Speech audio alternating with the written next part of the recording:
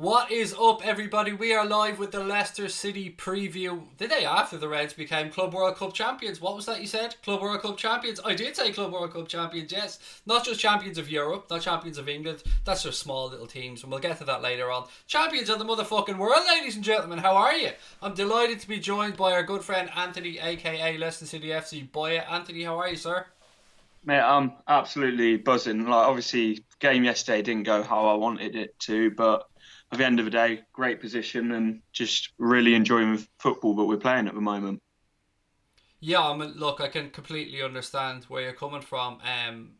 It is a joy to watch Leicester play football. I'm not looking forward to the game on Boxing Day, but from an outsider's point of view, sitting back and watching games that Leicester are involved in, they're usually entertaining stuff, and it's a little bit different to the way you played under Claudio Ranieri, where it was much more counter-attacking, try and get Jamie Vardy's pacing behind. You can attack from a myriad of ways now. Under Brendan Rodgers, we're starting to see a real philosophy of attacking football being played by Leicester City. Is that fair enough to say?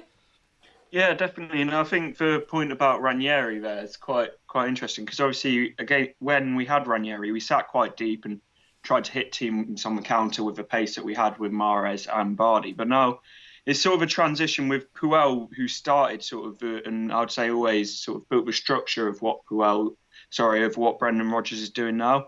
And it's just sort of, there's so many ways that we're attacking teams. Like we're playing from the back and playing so quickly through Maddison, through Chilwell, through Pereira, as well as the fact is if we need to, we can play quickly and we still do have that ability to counter teams. Yeah, it's true. It's a game I'm not looking forward to. I'm already seeing some people in the chat saying like love Anthony, but this week he's the enemy, which is kind of true, mate. If you get where we're coming from, it's a big game, but I don't really want to bring up the result for you guys yesterday, but unfortunately, I'm gonna have to. That was a result that probably did us a massive favour because I know Leicester City are a good side. I know Manchester City are a good side, but I genuinely can't see Manchester City are 11 points behind us now. You're 10 points behind us. We have a game in hand. I can't see Manchester City making up that gap. I really can't. So for me, yesterday that was almost like the perfect result. Although it's football, anything is possible. Let's just start with the title race. How are you feeling about that? We'll get to the game yesterday and go through it in more detail. But how are you feeling about Leicester City in a title race this season, or are you even thinking that way? To even be in the conversation of a title race is mad because at the start of the season, when I was saying about where I hope we finish this year, I was saying I hope that we can squeeze into the top six. So to even sort of be in the conversation of it is mad. I do remember having that conversation with you in the summer. Actually, you were saying hopefully Europa League spot, like dream scenario, Champions League spot, and at this point, Anthony, I would be amazed if you guys aren't top three at the end of the season. Absolutely amazed. I think you're almost nailed on for a Champions League spot now, which is no more than your club deserves because we often speak on here about Liverpool doing things in the right way, and I know we have spent money on players recently, but we built up a commercial aspect to the club from the ground up really under FSG. And your owners are doing a very similar thing. You're a club that always lives within your means, bringing through young promising players, giving them a chance. You've got a good manager in Brendan Rodgers now. I can see a lot of similarities between the two clubs, except you fuckers have already won a Premier League. Yeah, and as you say, like I feel like what we are doing is sort of we are trying to build sort of sustainably. So it's not just a sort of one-off season pushing towards the top end of the Premier League because we've got players coming through the academy like Chilwell, Chowdhury, Barnes, and then a lot of young promising players that we brought in like Maddison and Ndidi. So obviously the scouting network's there and stuff. So if we carry on in the way that we are in sort of building the squad, and because at the moment I think we've got a great starting 11 and we do lack a bit of squad depth. But if over the next few years we carry on in the way that we are and build that squad depth up, I really do hope that we can sort of establish ourselves as a top six challenger for the next few years.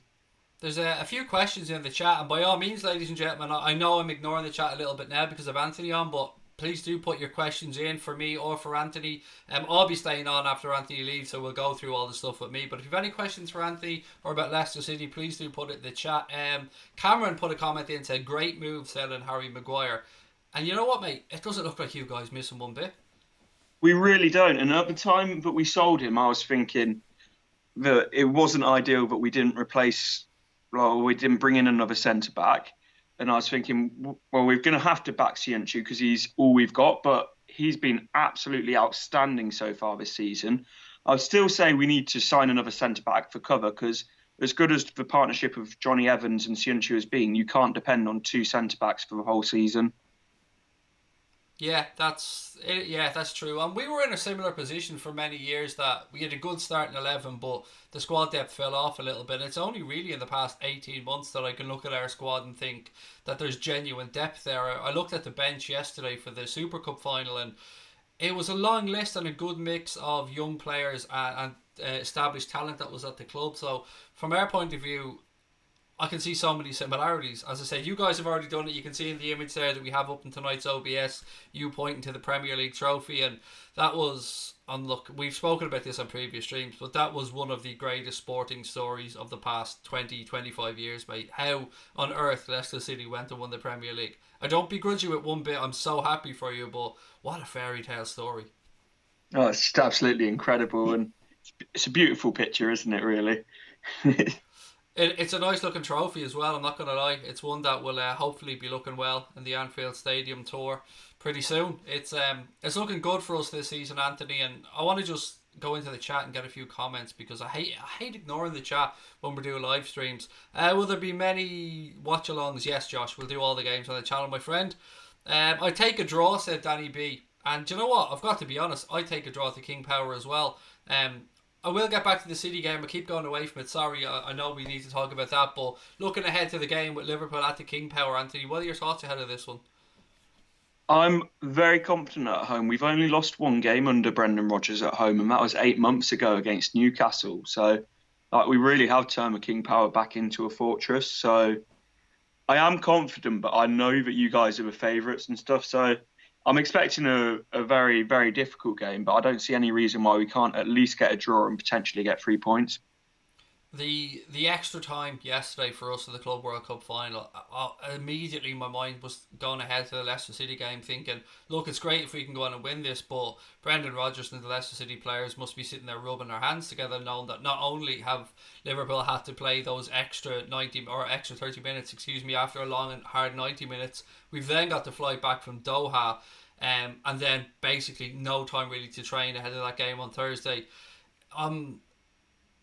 Optimistic, but cautiously optimistic. I would take a draw if it was put on offer to me right now. I think I'm not somebody that believes Liverpool will go unbeaten this season. I think it's far too early to talk about stuff like that. And I'd rather break the 100 points barrier than go unbeaten.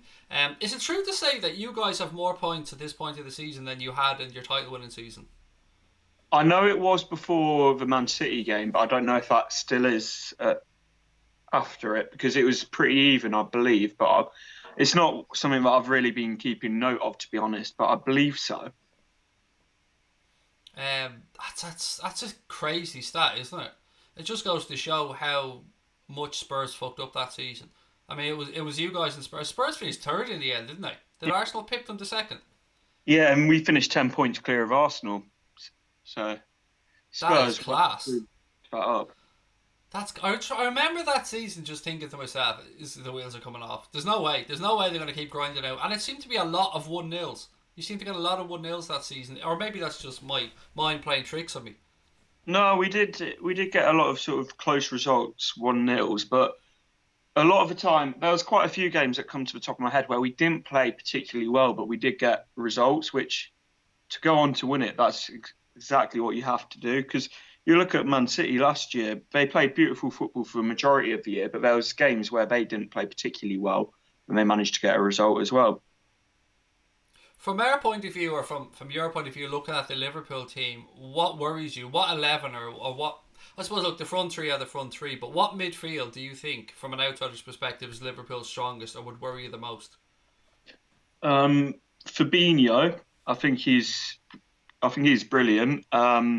He's out. Say he's out, is it? I didn't realise that. So let's scratch that. So I'd go probably what I would see as an outsider as the strongest. It's probably Henderson is the sitting with Wijnaldum and probably Ox. Again, out. I think I don't know. Oxlade-Chamberlain, he picked up an ankle injury yesterday. It's too early to say for certain, but it's looking like it could be a ligament strain, maybe a few weeks. Gino Wijnaldum wasn't available. He was on the bench yesterday. He's coming back from injury. We're getting a little bit thin there, mate. It could be what some people call the Brexit midfield. Could be Henderson, Milner in there. Um, Maybe Naby Keita, who I'm not sure if you probably haven't seen much of Naby Keita recently, but we are starting to see the Naby Keita that we thought we were getting from RB Leipzig when we bought him. He's scoring goals, he's setting up, he's assisting, he's breaking the lines. I think if he starts, that's a player you need to worry about. For me, Naby Keita, I watch bits of Liverpool, not a huge amount, but to start with, I think he struggled with the pace of the Premier League and sort of the physicality, but he really does seem to be coming into his own and just creating a lot more chances and scoring a lot more than he was before. So, yeah, he's obviously a dangerous player, but to just look at one player with your team would be, I think, a bit ridiculous with the amount of threats that you have in your team throughout. Yeah, and a lot of our I've got a question coming up from Reactor Sincere that I'll get to in a sec, but a lot of our threat actually comes from our fullbacks, surprisingly enough. The same way that you're saying that a lot of your threats come from your fullbacks, I feel like that's the point that we can get at a lot as well. Yeah, a lot of teams, and Flamengo did it yesterday. A lot of teams seem to more so go for Trent's side to try and get in behind or catch him when he's perhaps a little bit out of position on it. When we've been attacking, turn the ball over and ping a ball in behind there to chase into that corner. It is something that some people believe that Salah doesn't give Trent enough protection there. So I can understand where you're coming from, and that is something that we've seen clubs try to do. Um, Easier said than done, I have to say, with this Liverpool team, but it is definitely an area where I've seen opposition clubs trying with Jamie Vardy's pacing behind there. If perhaps Trent is caught out of position upfield and you guys pinch the ball and Madison pings one over the top, I can see you guys causing us a bit of trouble in that sense. But where's Reactor here's question? Let me get back to this. He said, and this kind of leads us in nicely to the Man City game. What did Leicester do wrong against City that Liverpool should look to exploit, and will Leicester sit back? So first off, I don't think we did a huge amount wrong against Man City. I just think we got beaten by the better team on the day. But I think we did sit back a little bit too much and didn't press enough, and it allowed them too much time on the ball. But I think Man City were just on the day they were just better than us. I think a lot of people, I'm looking at the chat here, a lot of people saying stop Madison, but I think Brian Morrissey has nailed it there. I think Ndidi is a really important player for your team. Yeah, and Ndidi is the sort of forgotten man who's so important for us. Because Ndidi sits in front of the back four, he gives Chilwell the freedom to get forward as well as Ricardo, and then also allows Madison and Tielemans to get forward and sort of get numbers forward while sort of giving you that defensive security in the cover that you've got a player like Ndidi with his ability to read the game and cut the ball and stuff. And having that confidence that you've got a player like that behind you that will sort of cut off the opposition. How did you feel yesterday when you were 1 nil up at the Etihad? Because I have to say it was a wonderful finish by Vardy. I thought it had gone too far ahead of him. I thought Ederson was going to get there just before him, but he flicked it over him magnificently well.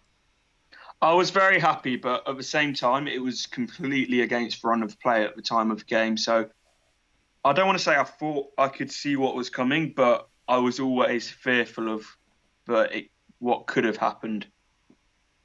And any mixed emotions and Mahrez scoring and celebrating? Um, it had to be Mahrez, didn't it? But I don't begrudge him for celebrating. Like it is what it is. He plays for Man City now. I loved him when he was at Leicester. Probably one of the best technical players I've ever seen play. But he's a Man City player now. Was he at like £500,000 or something like that? I remember you guys picked him up really, really cheap. It was halfway through the championship winning season. It was from Le Havre we picked him up, and he was just absolutely incredible for the time he was with us. Yeah, he is a wonderful footballer. As Brendan Rodgers would say, he's a wonderful technician. Shane Murphy has a question for you. He said, what player of Liverpool's would you swap for Jamie Vardy? Absolutely none.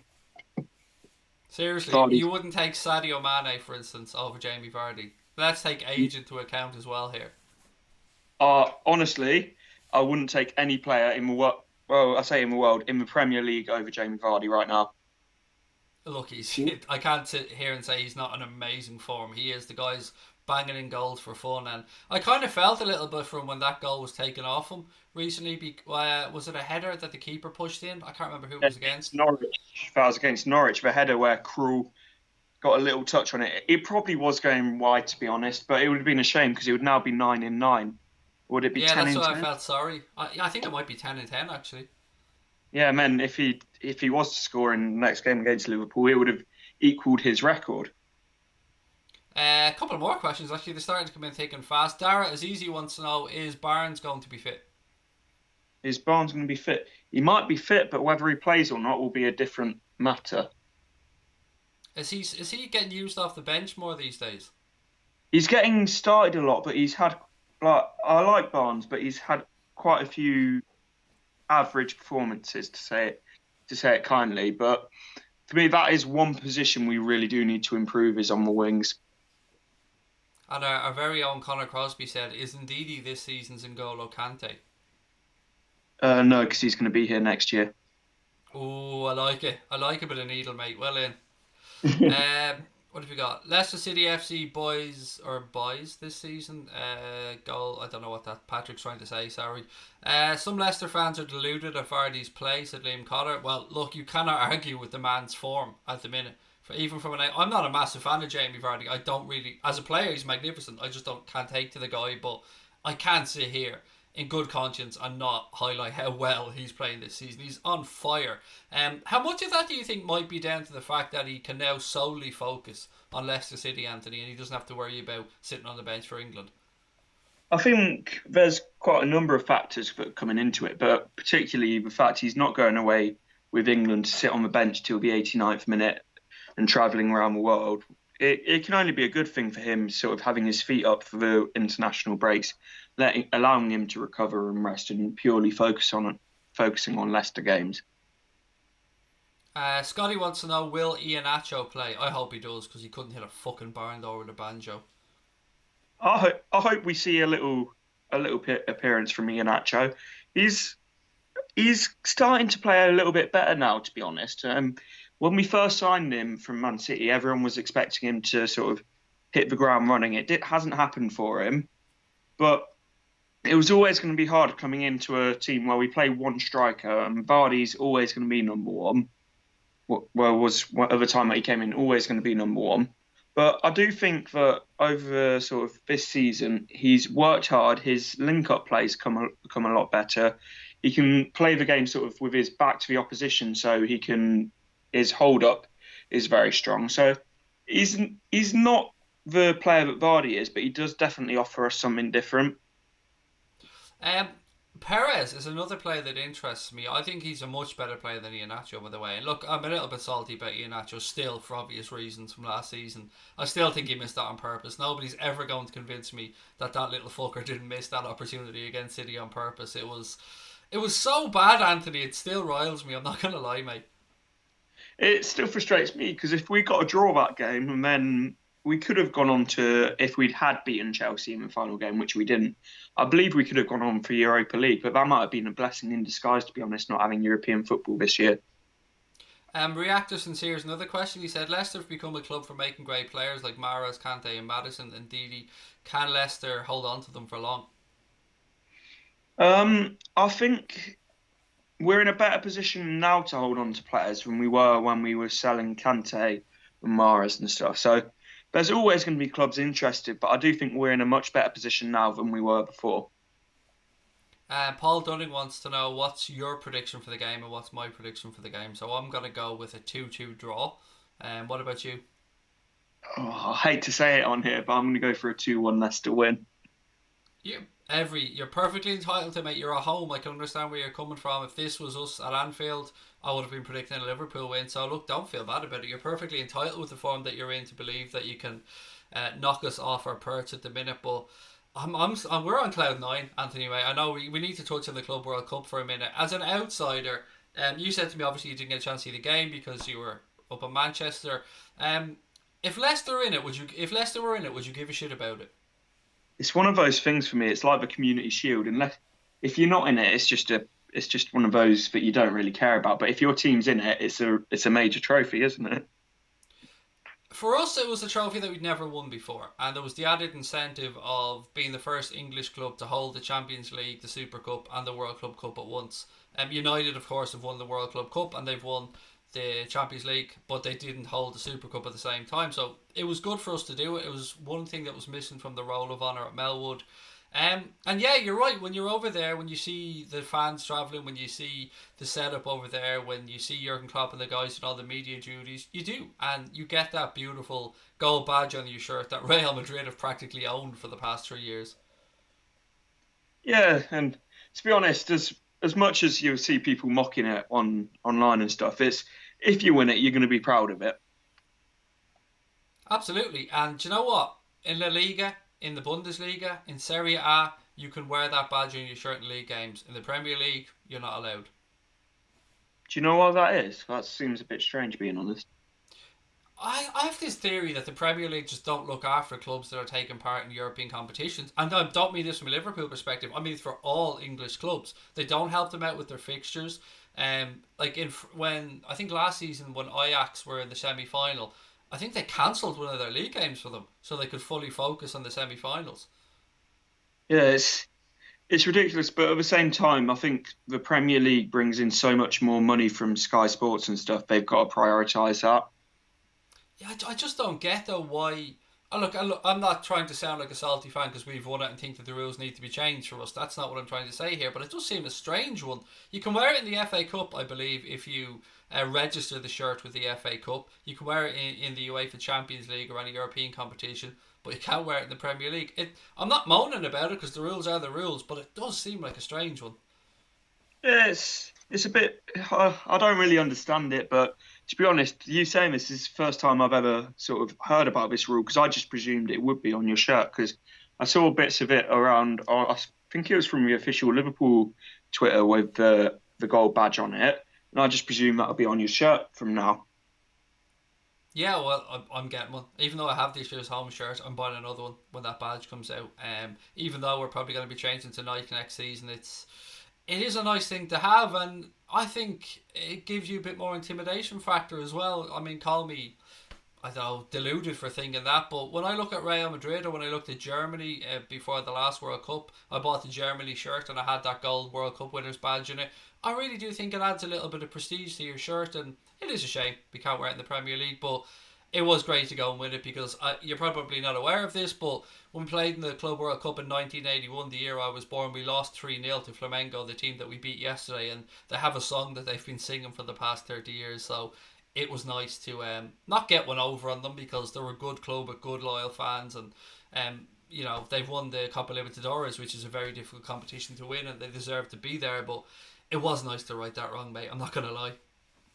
Yes, it's like anything. If you haven't won it before, you want to win it, don't you? And I think that's the same with Leicester because we haven't won the FA Cup. That's one of the one things we haven't won domestically, and that would be one trophy I'd love to see us win. Yeah, I mean, obviously, you know what trophy we all want to win.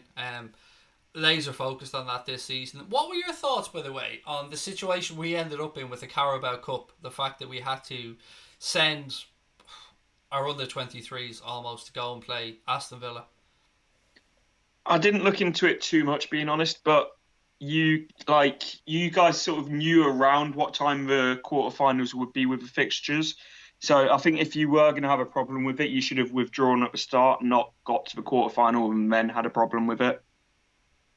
Yeah, I can understand that way of thinking. I suppose, yeah, it does work both ways. We should have looked forward to it, but again, this is where it comes to the FA or the Premier League not really helping out clubs that are in these positions. And I don't want Liverpool to have, like, put it this way, our game against West Ham, that was rescheduled because we were at the Club World Cup.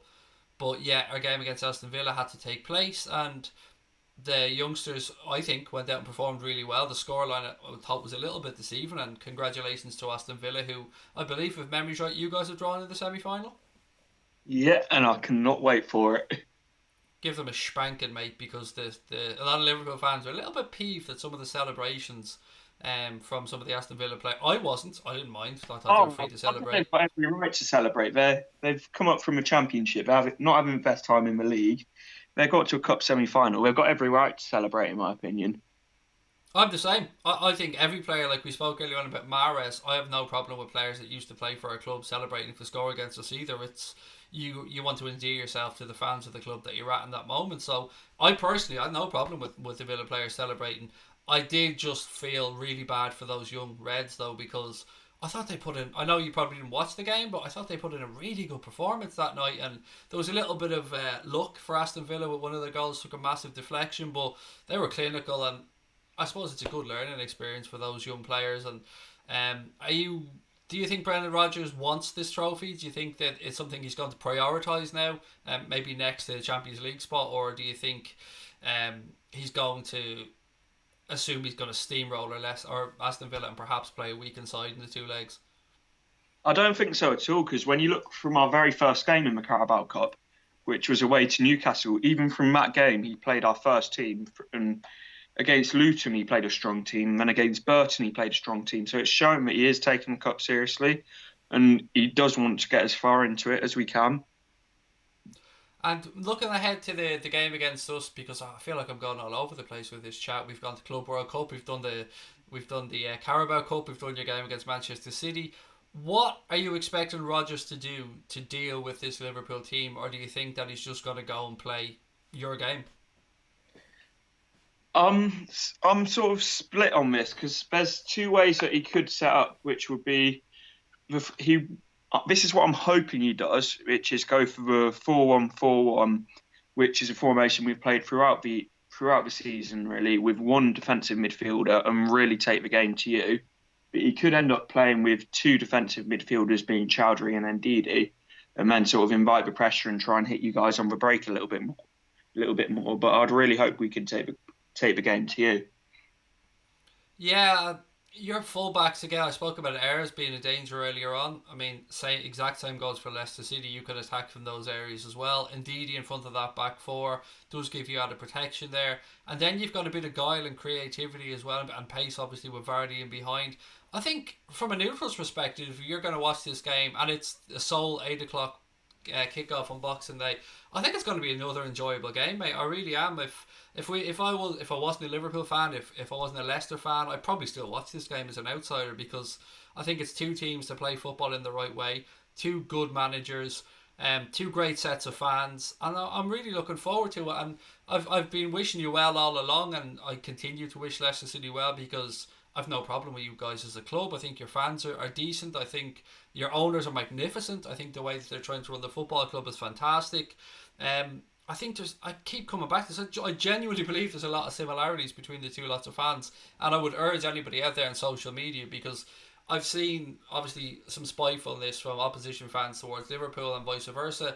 I would just say with Leicester City, just don't go down that route. Their fans are a decent enough bunch. I've been lucky enough to get to know Anthony and Lee Chappie and a couple of other Leicester City fans, and mate, I genuinely wish you well for the rest of the season. Obviously, I want to trample you and absolutely destroy you on Boxing Day.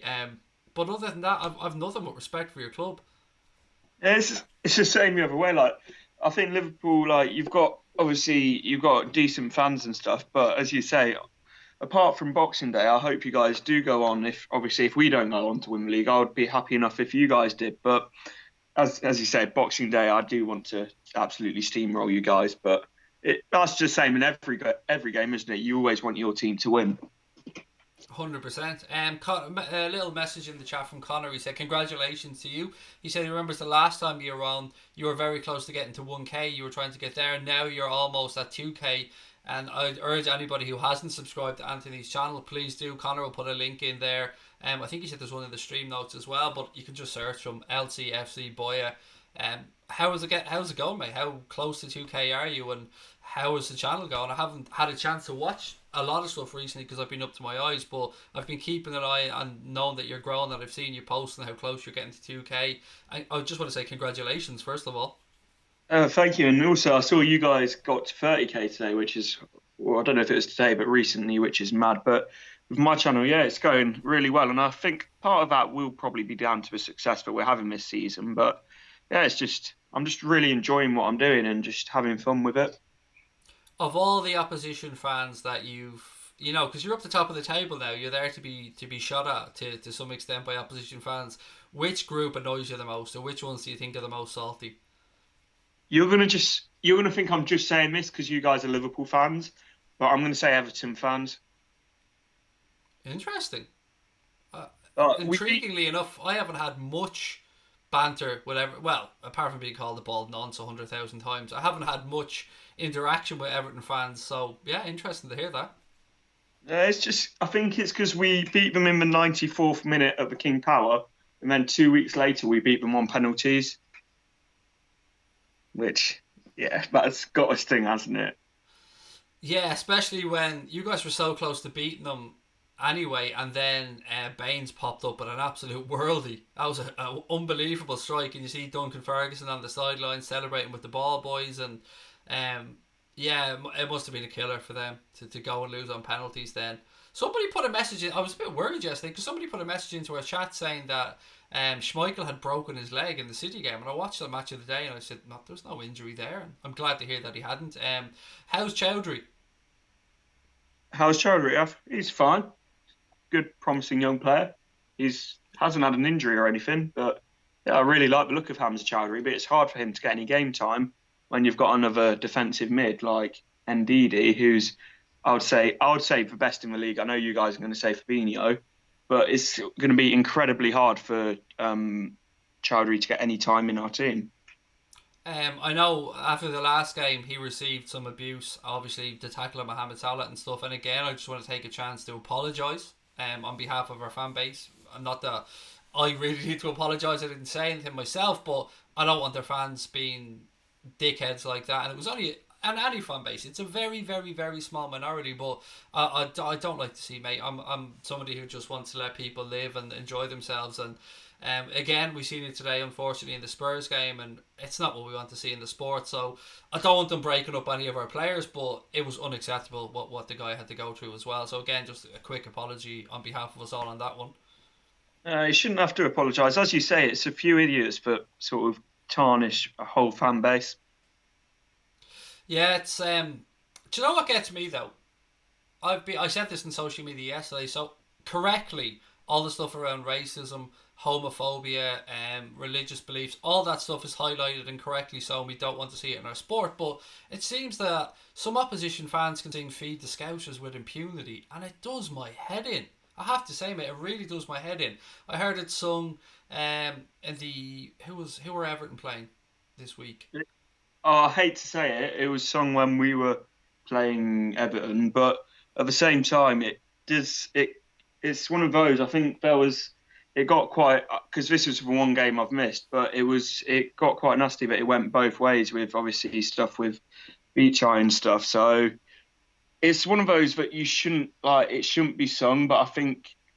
Well, I know particularly with the Leicester one, it was sort of provoked, which it's not something I'm proud of it being sung, but I was it's actually I meant Arsenal. I was thinking this week because I commented on it on Twitter. I was Arsenal were playing Everton and I was listening and I heard "Feed the Scousers" towards the Evertonians. It wasn't towards us, and I just think I don't know, mate. I just think it's to mock anybody for an economic circumstance, or as you said with Vishai as well, that is completely below the belt and unacceptable. I just think football fans need to grow up at times and cop on. And I mean, tell somebody the shite by all means. Ask them what they've won lately, all that type of stuff. But when it goes towards the obviously the accident that led to the death of your owner, Hillsborough, Feed the Scousers, all that type of stuff. There's just no place for it in the sport, mate. And do you know what? It screams to me of just a lack of creativity from fans with their banter as well.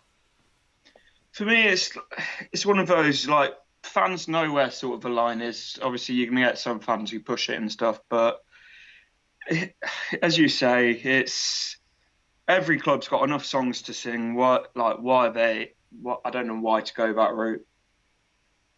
And just looking ahead to January before I let you go, any little rumours of incomings for Leicester City? Well, there's a million and one rumours out there. Just how reliable any of them are is yet to be seen. But name that's been thrown around a lot is Ryan Fraser, obviously out of contract at Bournemouth. I hope we do put a 10 million bid in for him. Just see if Bournemouth buy it because I don't think they're in a club that can really afford to let a player like Ryan Fraser walk for nothing. How I couldn't believe that they only have an 11,000 capacity or something like that at the Vitality Stadium. I couldn't believe it was that low. No, it's mad, but I'll tell you what, it's one of my favourite away days in the Premier League because they do create a decent atmosphere there. Yeah, look, they're a great set of fans. I probably naively assumed that there had to be a minimum capacity for entry to the Premier League. But look, it's as you said, they're a great bunch of fans, and it wasn't a dig at the club. I think they're probably looking at plans to extend the stadium if they stay up. And from our point of view, we brought in Minamino. I don't know if you've seen that one, 7.25 million from Salzburg, who we played against in the Champions League. This guy's going to turn out to be a real bargain. Yeah, he looks like a decent player. I'm not going to sit here and pretend to know a huge amount about him, but from the little bits I've seen of him, he looks like he could become a very good player. But it'll be interesting to see how he adapts to the Premier League because obviously it's hugely different to the Austrian league.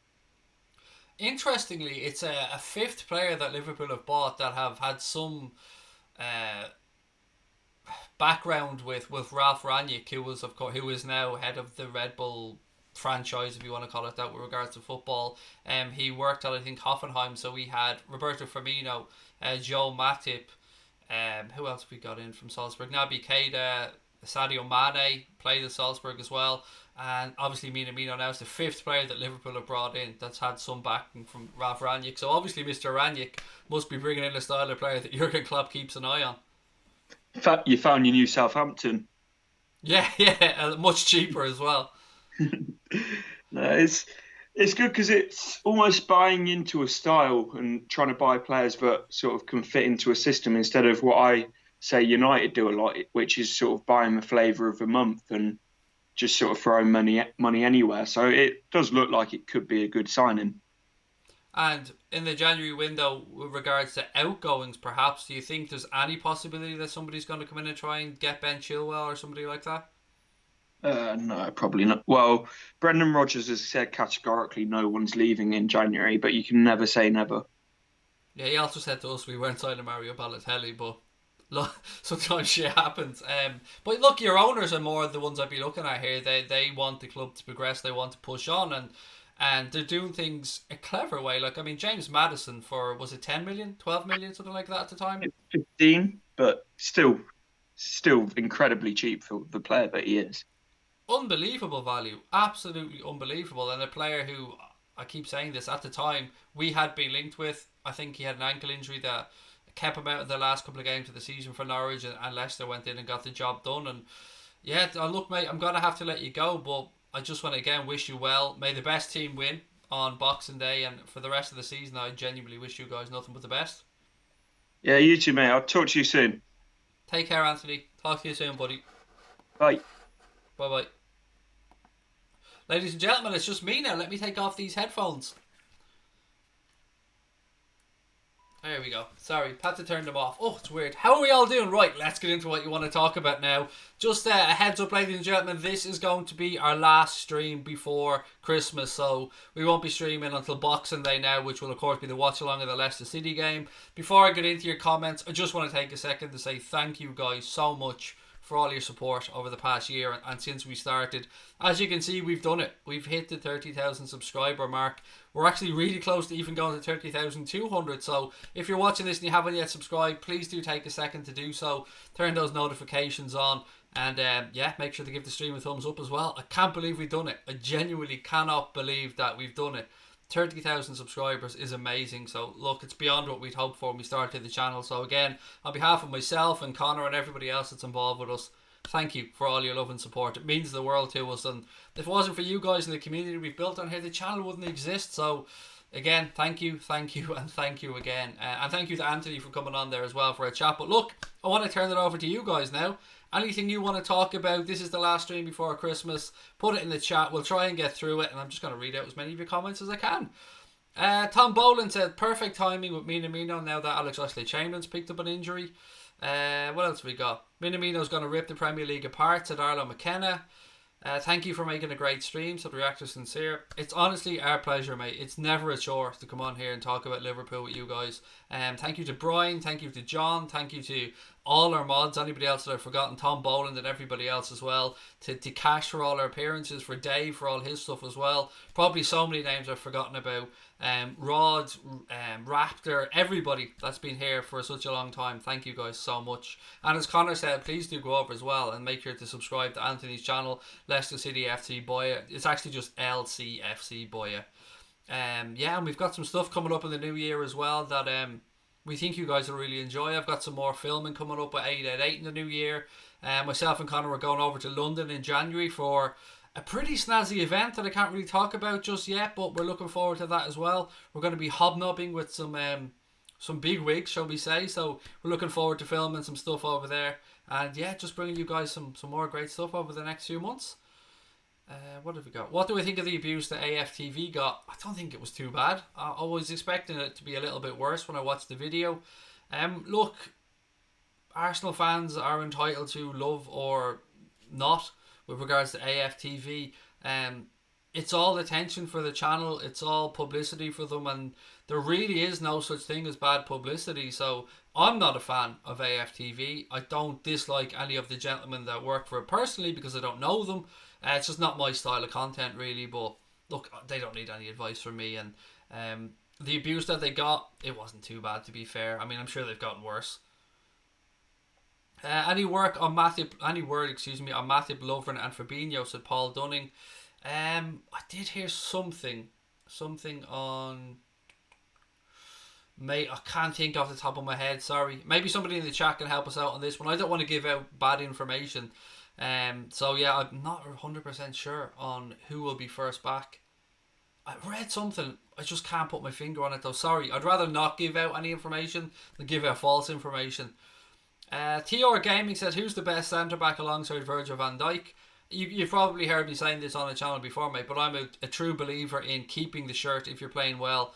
And after the performance Joe Gomez put in the Club World Cup final, I think the jersey's his. Even when Matip comes back, it's up to Matip or Lovren to displace him. I think he played magnificently well after a fairly shaky semi-final against Monterrey. I think yesterday he came back with a bang and looked magnificent. Brian Morrissey said the road to 50k. We're just after getting off the road to 30k, mate, so we'll just chill for a little bit. But yeah, 50k I suppose is the next big milestone. Connor is working on the membership stuff, ladies and gentlemen. A couple of people messaged me on Twitter to ask about the memberships. Now that we've hit 30k, the memberships will be turned on the channel soon. We're working on some cool new emojis and stuff for you guys that are members to be able to use. We're going to make it really, really accessible to everybody. We're probably going to start off the membership at like £1 a month, something like that, which is pretty accessible for anybody who wants to get used to those new emojis and stuff like that. We're going to try and keep it all as cheap as possible because, as we always said, we're not about making money, but this is available to us. It gives you guys some, anyone who's a member will be able to have the little Anfield Agenda logo beside their name and stuff in the chat, so it'll help your comments stand out and all that type of stuff. But Connor's working away at it right now, and when we've got an update on it, we'll let you guys know when it's available. And look, if it's something that you want to do, brilliant. If it's not, we'll still be here reading out your comments anyway. You would say Gomez with regards to the best one. Kai Havertz has had talks with Liverpool, so Patrick Silk. Yes, I'd seen links to Kai Havertz, alright. I'd also seen stuff that says he's not going anywhere till the summer, so if Liverpool are in for Kai Havertz, I don't think it'll be a January thing. I think it could potentially be something for the summer. 31k is the next step, said Liam Barr. And also, ladies and gents, let me just take a second to say Merry Christmas to each and every one of you. And look, if you're not somebody who celebrates Christmas, and just have a wonderful holiday season and spend time with your families and your loved ones and enjoy yourselves and treat yourselves and have some fun and laugh and joke and just remember who's important in your life and tell them that, because time flies by. And look, I just wish you all the best in this holiday festive season, and be safe and just enjoy yourselves, and then, yeah, just don't worry about stuff. Have some fun. Connor said, give us some suggestions for custom emojis that you guys want. Obviously, there'll be a few Bald Craig ones in there as well. But yeah, any emojis that you guys would like us to put in. Again, Connor's saying your suggestions are always welcome. Time Crisis said, we need a deputy left back. Is there a free agent 30 plus left back out there? I said this, I think, the other day, mate. We've been linked with a move for a young Coventry left back. He's 19 years of age. I can't remember his name off the top of my head. Liam Barr said, Merry Christmas, Craig. Hope the best for you and your family. Thank you. our house is getting back to normal now. We'd had work being done in our kitchen for the past couple of weeks, and it's finally coming to an end. Thankfully, we're starting to be able to put stuff in presses, and our oven was wired up today and all that type of stuff. So yeah, getting back to normality after a crazy few weeks. I thought at one point we were going to be without an oven for Christmas and that, but yeah, got done today, which is good. Craig, would you be tempted to buy an emergency loan centre back? No, not at all, mate. If anything, if we were to do anything with that, I would get Nat Phillips back from his loan spell at Stuttgart. But no, I don't think Jurgen Klopp, and I'm not a fan of short term thinking either, but I don't think Jurgen Klopp thinks that way. Yeah, Nat Phillips is probably the obvious option. Liverpool emoji, said Liam Barr. Yes, obviously. There's going to be a fuck 'em emoji as well, by the way. Connor's working on, so there you go. It wouldn't be our channel without a fuck 'em emoji. 6 times Champions League trophy, said Andrew. Good shout, that, mate. And obviously a World Club Cup one as well. UK Beat said, I can't pay for things online with my card, so I need to get a new bank set up and I'll be joining for sure. I think you can have different tiers of memberships. Yep, you're absolutely spot on, mate. You can go anything from £1 a month, I think, up to 99 quid a month, which of course we won't be going anywhere near. And we're going to be keeping it right down to the cheapest possible. Probably just stick in a couple of tiers as well, because we're not going to, we said before, we're not going to make content to go behind a paywall either, so there won't be any barriers up for content that everybody won't be able to watch. That's not what we want to do with the channel at all. Minamino linking up with Robertson and Trent for those crazy passes, said Fighter492. Presses are cupboards. Yes, they are. I don't say cupboards though, I say presses and drawers. I don't say cupboards. Cupboard sounds too old. That's a very Irish thing to say, presses, actually, as well. Minamino was good ball controls and reactor sincere. Time to dust off Titus Bramble, said Stephen Booker. I still can't believe we're World Club champions, ladies and gentlemen. I can't believe that we're actually going to have that sexy ass gold badge on our shirt. And just as an update to that, we aren't going to be able to wear that gold badge in the Premier League. You probably heard me talking about this with Anthony earlier on. We can register the shirt to use it in the FA Cup, I believe. Obviously we can wear it in UEFA competitions in the Champions League, but as things stand, we won't be able to wear it in the Premier League. So yeah, it's strange, but they're the rules and you gotta abide by the rules. LGG Hyper said, I'm a City fan, went to the game yesterday, and if Leicester played like they did yesterday against Liverpool, you will slap them. I hope so, mate. I'm just a bit worried from our point of view. I'm just a little bit worried about the travel and the extra 30 minutes that the guys had in their legs from the World Club Cup final, and all the media duties and just the mental energy used in that tournament. So I hope it doesn't have an adverse effect on our guys. Do you think Minamino is the only January signing that we'll make? Do you know, I didn't think we'd make any. Nay, so the fact that we've gone and signed him did surprise me a little bit. So I really don't want to even hazard a guess if he'd be the only one or not. There's been talk of a few more at that Coventry young left back I've spoken about. The article I read on that suggested that it will be a January transfer. So maybe. I don't want to rule anything out. I also don't have any information, so I never claim to have inside knowledge of anything transfer related, because I don't. What did you think of the Chelsea versus Spurs match? I didn't get a chance to watch it, Ibrahim. I was working in the kitchen, mate. Yeah, I didn't get a chance to watch it. I seen the scoreline, obviously, but I didn't see the game. Do you think Gomez should start, and leave any update on the Oxlade-Chamberlain injury? I don't think the Oxlade-Chamberlain injury is going to be too bad. Just my impression of it. Obviously, they're just waiting to see if there's ligament damage, if he's stretched the ligaments. You can see by the way he was dancing around in the dressing room and that afterwards. He had a protective boot on his foot, alright, but hopefully it's a very short term thing, because if there's one thing that Alex Oxlade-Chamberlain doesn't need or deserve, it's another fucking injury. So fingers crossed it's short term.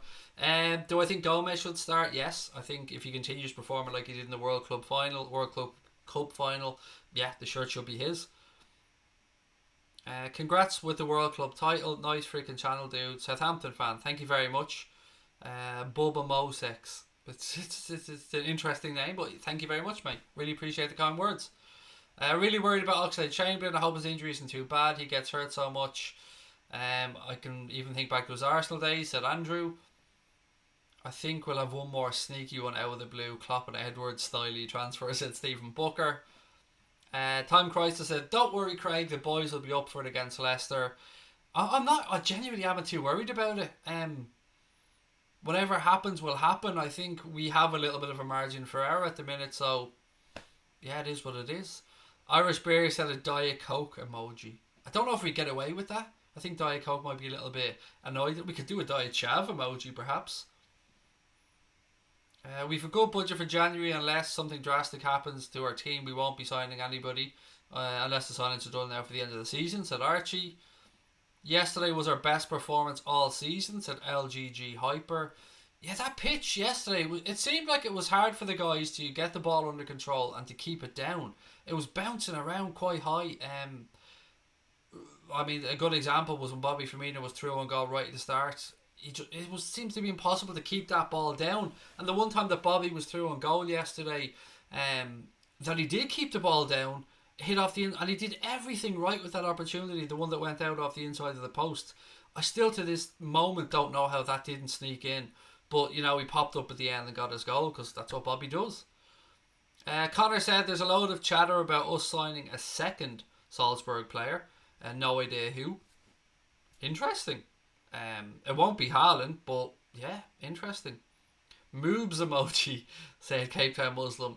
You probably have to put up a set of tits, mate, and they probably think that's a little bit too rude. Melissa said, hi Craig from Melissa. How are you guys this evening? Come on, Liverpool. Thank you, Melissa. I'm really good, thank you. And I know Connor is as well because I was chatting to him earlier on. Have a wonderful Christmas, my friend, and thank you for popping in to say hi. I need to see that De Gea howler, said Papandu. It was shite, mate. Honestly, I don't know how the fuck he let that squeeze past.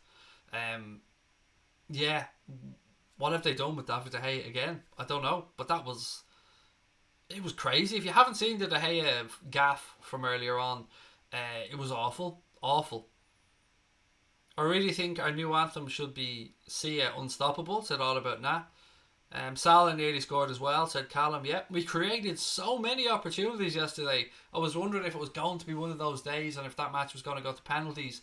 I still don't know what the referee was at. Has anybody come to any conclusions apart from maybe it was outside the box? It was. I don't know how he gave a drop ball. I don't know how he did that. It was either a free kick outside the box or a penalty.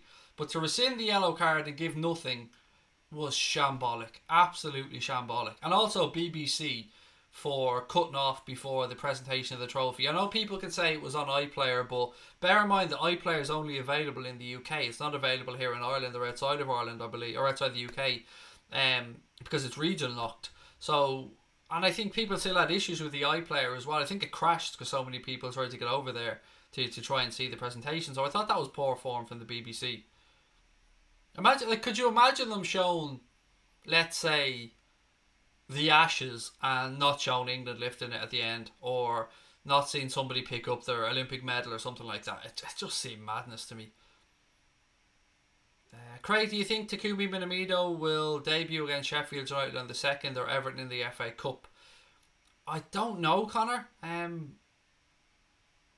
don't know. And the reason I'm thinking this is, like, we know it sometimes takes Jurgen Klopp a while to start using new transfers. He likes to make sure that they're up to speed. We've seen it with Andy Robertson. We've seen it with Alex Oxlade-Chamberlain. We've seen it with Fabinho. We've seen it with Naby Keita. It's not unusual for Klopp to take a while to introduce new players into the squad. So, I don't think we'll see him that early, but I could be wrong. Ibrahim said, Craig, is there a Liverpool player at the club? We'll build a statue. Who do you think it would be and who do you want it to be? Henderson. Right now, our captain. Jordan Henderson. I mean, I really think he's such an underrated person. As a leader of a football club. As a player, look, he's not the greatest midfielder that ever played for a club, but I still think he's undervalued by many as to how good he is. And he is a Champions League winning captain. He is a Super Cup winning captain. He is now a World Club Cup winning captain. And he could well be lifting that Premier League title in May as well. So, Hendo. But Origi as well for all their massive goals. But that will be a bit of a banter statue. Do you know De Bruyne is a boyhood red? I did see the pictures, mate, of him in his shirt, yes. Thank you, Richard, for that one. Connor said, Paul Joyce said maybe about Minamino being available for the Everton game. So thank you for that, Mr. Crosby. Keep up the good work. In the end, we'll win the Premier League, said Melissa. I hope we play a strong team versus Everton in the FA Cup, said Elijah John 5. I think we will, mate. I can't see any way that we won't want to knock Everton out of the FA Cup. Obviously, they brought in Carlo Ancelotti as their new manager on a 4.5-year contract. A good appointment for Everton. There's no two ways about that. I think maybe Ancelotti may have underestimated the job that has to be done there, but you know, that's his problem now. John said he can't play against Sheffield United because new player on the 1st of January can't play and he can play against Everton. Thank you for that, buddy. Connor said Henderson's world class. I reckon Takumi could be the new De Bruyne, said TR Gaming. Kevin De Bruyne is in some form right now, isn't he? What a player he is. I mean, I know he's a Manchester City player, but I can't deny how good he is. He's an all-around amazing captain. Jordan Henderson said all about that. Lord Divock to the rescue, said Arlo McKenna. Nabil Hassan Manslas said, "Hello, Craig. Good evening. As an Arsenal fan, I hope Mikel Arteta does well and fixes our team, especially the defence. Get rid of dead weight like Mustafi." Again, mate, another big club with a big job, and I really don't know what to make of the Mikel Arteta appointment. Obviously, I don't want to belittle him because he hasn't had a chance to get his feet under the table and get the job done. But I also don't take too much from the fact that he worked under Pep Guardiola because he's going to want to be his own man.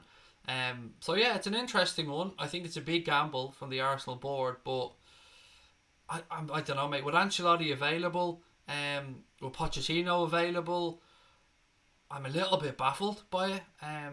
Obviously, Arteta was mentioned during the time that you were looking to bring in a manager and you brought Unai Emery in. I think, again, it's down to the board. I think no matter what manager comes in there, the board needs to start supporting the manager and making funds available to bring in players that the manager needs. And you need to get rid of Ozil out of the club as well, because that wage that he's been paid is ridiculous. Ben, goodbye to you, mate, and talk to you soon. Liverpool's the best ever team, said Melissa. I feel a bit sorry for Big Dunk, but I hear he's staying on as one of the backroom staff. Yes, he is. He's going to be part of Carlo Ancelotti's squad. And, do you know, look, he's a blue. He's a bidder, and you don't want to give him too much credit, but you can see how much that club means to him. And it's genuinely nice to see somebody care so much about a football club on the sidelines. Will Klopp break up in 2 years to plan for the next 10? I don't know, Carl, if he'll break the team up. I mean, he's planning for the future already. That's why we brought in the likes of Kiana Hoover, Seb Vandenberg, Harvey Elliott. Obviously, we've got Ryan Brewster as well. So the future is looking pretty good. Curtis Jones. I mean, I could keep naming players here. Neco Williams, Creevy and Kelleher. Yeah, look, there is some really, really good young players at Liverpool. So I think the next 10 years could be taken care of. It's just a matter of bringing the guys through. Connor said, Mikel Arteta has a great footballing brain. He'll be a class manager, just maybe not straight away. UK Beats, thank you very much, mate. I'll talk to you soon and have a wonderful Christmas. Elijah John 5 reckons Arteta's a terrible appointment. Arsenal trying to nick Pep's work by grabbing Arteta, said Carl Brown. Who's your top 10 favourite managers of all time? I don't think I have the time to go through 10. And I probably couldn't. I'd need time to sit down and write that down, Nabil. But Jurgen Klopp's obviously right at the top of that list. Kenny Dalglish, Rafael Benitez. It depends what way you want me to answer it. If you want me to answer as the 10 greatest managers of all time, that's one thing. But probably a question for another stream, mate, when I've got a little bit more time. How did we win 3 cups? Thanks to Alisson Becker, said Reactor Sincere. He definitely played a massive part. If it wasn't for his save against Napoli, we wouldn't have gone on to win the Champions League. He had an unbelievable game in the semi-final of the Club World Cup against Monterrey as well. So, yeah, that's a very good show. Obviously, he didn't play in the Super Cup final, so can't give him credit for that one. But I suppose the Champions League credit does give him that. How key was Alisson save in the final? He's been an amazing appointment, Cape Town Muslim, an amazing addition, Cape Town Muslim. He is what we've needed for a very, very long time. An assured, confident, big physical presence of a goalkeeper with good distribution. He sometimes is he's a little bit shaky at times. He sometimes takes a little bit too long on the ball, and gives us a few nervy moments. But all in all, he makes himself big. He's brilliant in one-on-ones. Gets his angles perfect. He's commanding in the air. Talks to his defence. I love Alisson Becker. He's a wonderful player. Do you prefer to watch games in the house rather than the pub? I hate watching games in the pub, mate. I can't stand it. I've got sensory issues around noise, so if I'm in the pub and the TV's on and there's people talking in the background and people are trying to talk to me, I just wouldn't be able to focus. So yeah, I do prefer to watch them at home. If I wasn't watching them on here with you guys, I would just sit at home and watch them. Obviously, going to the game is what you want to do first and foremost, but other than that, I prefer watching them at home. Scotty said, Craig, my dad's been, I think, is it ill today, but you cheered me up. So Merry Christmas to you and your family. Same to you, buddy, and lots of love to you and your family. I hope you've got a wonderful Christmas ahead. What do you think of the City versus Madrid score will be after both legs? I think Manchester City will beat them. Um, Madrid will, of course, have that European nous and the gamesmanship, so we say, for those two legs. But I just think City will be too good for them. I think City will probably beat them by 2 to 3 goals over the two legs. I don't know what the score will be, but I think Manchester City will go through by a few goals. I don't think Madrid are a patch on what they used to be. Milo said, look what I sent you on Instagram. That's a Connor question, mate. I don't run the Instagram account. Connor takes care of that one. Liverpool lad said his top three managers: Klopp, Pep, Benitez. And what else we got? Werner signing looks like a doubt for January transfer window. Don't think he'll leave so early because of the form he's in with RB Leipzig and how good of a season they're having. I think that the Minamino transfer will negate us going for Timo Werner. At least that's what I read from Raphael Honigstein, I'm not sure how you pronounce the gentleman's surname. Yeah, he seems to think that Minamino was an instead of type of thing with Timo Werner. As long as none of our players get injured and the port is back at least, at LGG Hyper. Craig, do you think we'll win the league? Yes, I do, Connor. I do, yeah. How could I not sit here in the position that we're in and think that we'll go on to do it? I don't think it's a done deal. I think you've got to keep playing and focus on every single game and take nothing for granted. But yes, I think we've put ourselves in such a good position that even allowing for a slip up or two or a little bit of a blip in form, we'll get over the line. And it's been a long time coming, hasn't it? So it'll be beautiful if and when it happens. What have we got? Steve McMahon, what a player, said Papandu.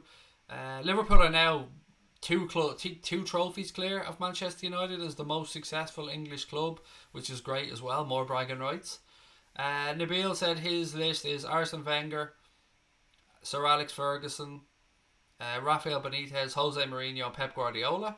I mean, there's some wonderful managers there, mate. There's no denying that. We're going to get Sancho, said Christian. I think from what I read today in the newspapers, Chelsea are pretty confident over Jadon Sancho. I don't know if it's a done deal or not, but they do need somebody in that position, and his name's definitely been mentioned. He's a good friend of Callum Hudson-Odoi's, I believe. Cape Town Muslim said, Craig, did you see Klopp's interview about feeling responsible for all things LFC, looking forward, succession planning? I don't know if I have, mate. I remember him talking about that type of stuff before, but I don't know if this is a specific interview was done recently or not. Papandu were saying the Mail are reporting £120 million for Chelsea to sign Jadon Sancho. Do I think Liverpool win the league? Yes, I absolutely do, Kamal, but it's not done and dusted yet, mate. There's a long way to go.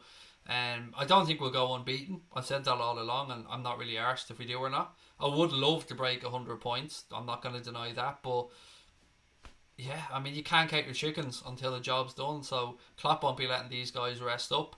It's going to be a really hectic rest of December and January for the club, but we're in a wonderful position right now.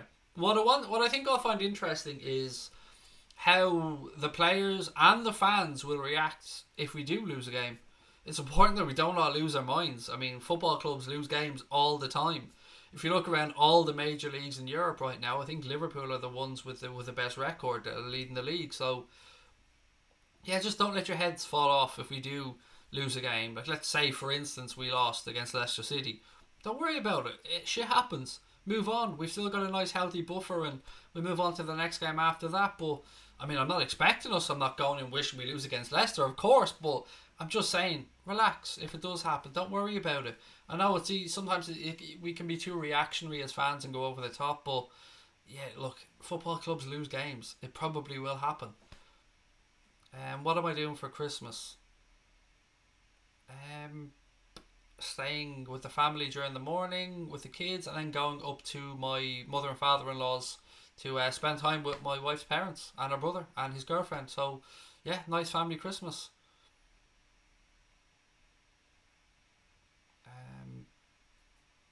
What's my prediction for the Leicester game and lineup, said Jersey Boy, and Merry Christmas to you as well, mate. Lineup, I didn't really get a chance to go through this, so let's go. Allison, Trent, Gomez, Van Dijk, Robertson, Henderson, Keita, Wijnaldum if he's available, and then the front three. That's probably my guess at a starting 11. Is there any indication that Matip, Fabinho or Lovren feel more confident when they return? I don't know, Farrell, mate. I really don't know. I said this earlier on in the stream. I don't want to give out false information, and I haven't had a chance to read up on it. I'd say Matip can't be too far away, but I genuinely don't know. True Geordie said it'd be interesting to see what Pep will do now, as he's never been in a position he is now and have to come from behind, and is wondering if he will leave City soon.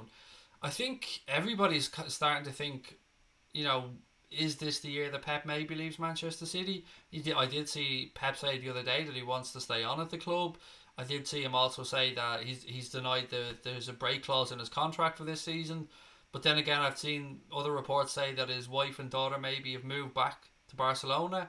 I've seen reports that Bayern Munich would like to have him back. I've seen reports that Barcelona would like to have him back. I have a feeling he might leave this season, but that's not based on anything just other than gut feeling. Maybe like True Geordie said from his thinking. I kind of think along similar lines. Craig's the sexiest bald man in the world, said terrestrial YouTube. Standard Irish Liverpool fan said, would you play that? I think I might be tempted. What am I missing out on? Sorry, I don't know if I've missed out on another part of your question, mate. Trying to scroll back. Sorry, I don't know what I'm answering there. Subi, how are you, my friend? Said Craig, even though we don't celebrate, Merry Christmas to you and your family and everybody in this wonderful channel. Thank you, Subi, and lots of love to yourself and your family as well. I really appreciate the kind words. I don't think Pep has ever been at a club this long, has he? I don't know, Papandu. I think he usually does 3-4 year cycles. How long is he at Manchester City now? Is this his 4th season at City? Yeah, I think it's 3-4 year cycles. And that's not unusual, to be fair. Mourinho does that a lot of the time as well. Adam Doherty, thank you, mate. Merry Christmas to you as well. You asked how much Kai Havertz was worth, and Brian said 130 million. That seems to be the figure that they're putting out there, mate. 130 million euro, I should say, so about 100 million pound. How much do I think he's worth? About 80 million pound, maybe something like that. But it's difficult to say with young players. He does seem like a tremendous talent though, and somebody I would love at the club. Not gonna lie. Where do I think Zaha is going? I don't know. It depends on what the asking price is. There's not many clubs would be able to afford Zaha. I haven't really heard much talk of United looking to. I think they have. Don't they have a first refusal on Zaha, if my memory's right? I'd seen Chelsea linked to them at one point. There's not many clubs that could afford that and the agency that's going to be needed to get Zaha out of Palace. So I don't know if there are any foreign clubs linked to him. It'll be interesting to see. He is better than Crystal Palace. There's no denying that he is their star player, and if they let him go in January or not, I don't know. Maybe next year you can do a guest call with AFTV. No, it's not going to happen, mate. I won't work with that channel. There might be some time where I do a video, with 888 or something where there's somebody from AFTV on it, but I can say to you that I don't want to have anything to do with AFTV with regards to working with them. I don't really like the content that they make. Again, nothing against Robbie, Troops, or any of the guys there. I don't know them as individuals. I'm just not a fan. What have we got? Edwards will get him for 65 million, said the Musk clue. Sancho, I'm not sure. The club will spend money on him. Zaha's nearly 28, said Brian. Is he? Christ, I didn't think he was that old, Brian. I thought Zaha was 25, 26. Wow. Is he really heading for 28? Interesting. That's a noodle scratcher. On Bobby's Instagram post, he got like 1.5 million likes. What a guy. I thought you couldn't see how many likes people get on Instagram anymore. I thought that they turned that off. Or is that, different for each country? Now that is a green screen, or I am done behind you. Yes, it is absolutely a green screen, mate. 100%. We do use a green screen. Yeah, we change them all the time. But that is green screen. It'd be fucking sweet if it wasn't though, wouldn't it? 27 heading for 28. So Christian, we're looking for Wilfried Zaha. For folks of my generation, this feels like the Liverpool of the 80s, said Dara. It's a pretty fucking great side, mate. It is pretty great. If you get over 1,000 likes, you can see how many, but below you can't see how many. Oh, okay. Makes sense, Adam. Thank you for that. You can tell I don't use Instagram. I mean, why would somebody like that looks like me use Instagram? Nabil said, I'm an Arsenal fan, but I like how Liverpool are playing under Klopp. Yeah, I still pinch myself, Nabil, that he's the manager of a football club. I love having him here. Look, ladies and gentlemen, I'm going to say goodnight and happy Christmas to you all. As I said, this is the last stream until Boxing Day. We'll be back with a watch-along of the game against Leicester City, so I hope you can join us for that one. It's an 8 p.m. kickoff. We'll be gone live from 7:30 p.m. And look, enjoy the festive season, whether you celebrate Christmas or not. Love to each and every one of you and your families. Take care of each other, look after each other, love each other, enjoy yourselves, spend money like there's no tomorrow, and treat the people that you love. And look, thank you so much for everything. If you haven't subscribed, just take a second to do so before you head off, and see if we can get to 30,200 before we see you guys next. Thank you so much for everything, ladies and gents, all your love and support. And look, Merry Christmas to you, and up the motherfucking World Club Cup winning Reds. Merry Christmas, folks.